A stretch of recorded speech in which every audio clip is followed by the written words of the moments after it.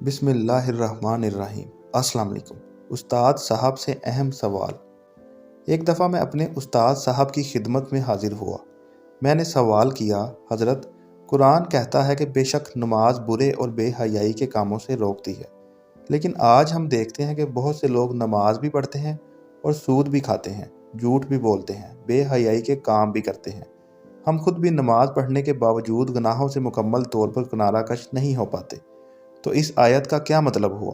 فرمانے لگے، قاضی بیٹا، قرآن کی آیت پر نہیں، اپنی نمازوں پر شک کرو کہ ان نمازوں میں ایسی کون سی کمی ہے جو تمہیں گناہوں سے نہیں روک پا رہی۔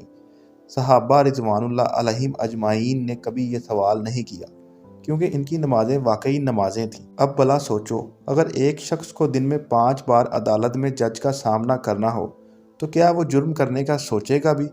جرم تو وہ کرتا ہے جو سمجھتا ہے کہ عدالت سے بچ جائے گا۔ یہ جواب سن کر مجھے وہ احادیث یاد آ گئی کہ بہت سے نمازیوں کی نمازیں ان کے منہ پر مار دی جائیں گی۔ یا اللہ ہمیں اصلی اور سچی نمازیں پڑھنے اور اس پر پابند ہونے اور رہنے کی توفیق عطا فرما دے۔